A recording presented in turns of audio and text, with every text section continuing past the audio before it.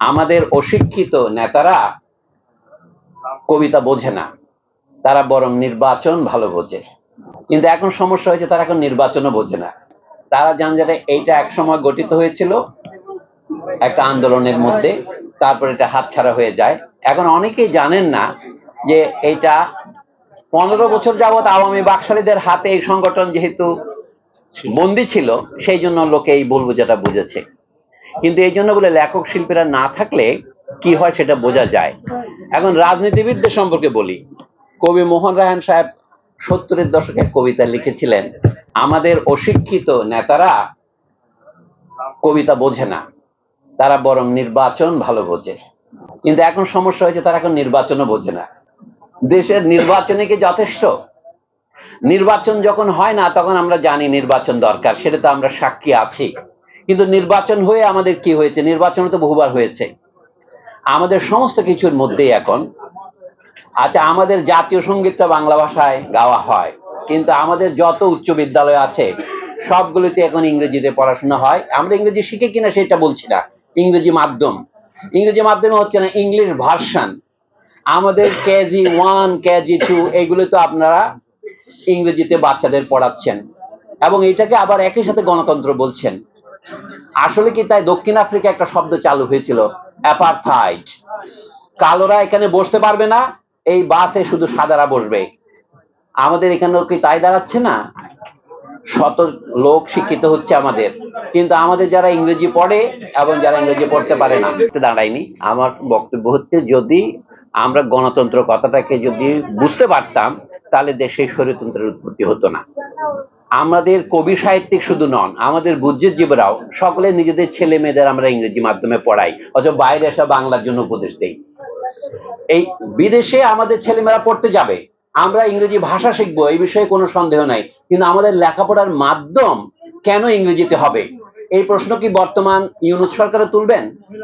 আমরা বলছি এই সরকার আমাদের আন্দোলনের ফসল, এই কোনো সন্দেহ নেই, কারণ প্রকৃতি শূন্যতা সহ্য করে না। স্বৈরতন্ত্রে যখন পতন হয়েছে তখন সেই শূন্যস্থান কাউকে না কাউকে পূরণ করতে হবে। তো যারা পূরণ করেছেন তাদের কর্মসূচিটা কি আমরা এখনো জানি না। এখন আপনি বলছেন, আপনি আবার বিভেদের কথা তুলছেন, এখন আমাদের জাতীয় ঐক্য দরকার। হাড় যদি ভেঙে যায়, চামড়ার ঐক্য দিয়ে হয়? সেই জন্য আমাদের ঐক্যের কথাটা ভাবতে হবে। যদি স্বৈরতন্ত্রের পুনর্বাসন আমরা না চাই, তাহলে এই যে গণতন্ত্রের অদ্ভুত সব সংজ্ঞা দিচ্ছে, স্বৈরতান্ত্রিকদেরকে নির্বাচনে দাঁড়াবার সুযোগ দিতে হবে, এটা কি করে কথা হতে পারে? আমরা শুনতেছি যারা গণহত্যার জন্য দায়ী, ইংরেজি যেটাকে ম্যাসাকার বলে, তাদের বিচার করার আগে তো তাদের নির্বাচনে আসতে দেওয়ার কোনো প্রশ্নই ওঠে না। এখন কবি সাহিত্যিকদের মধ্যে হয়তো রাজনীতির বোধ নাই। মোহন রায়হানের কথাকে উল্টা করেই বলি, আমাদের কবি সাহিত্যিকরা রাজনীতি বোঝেন না।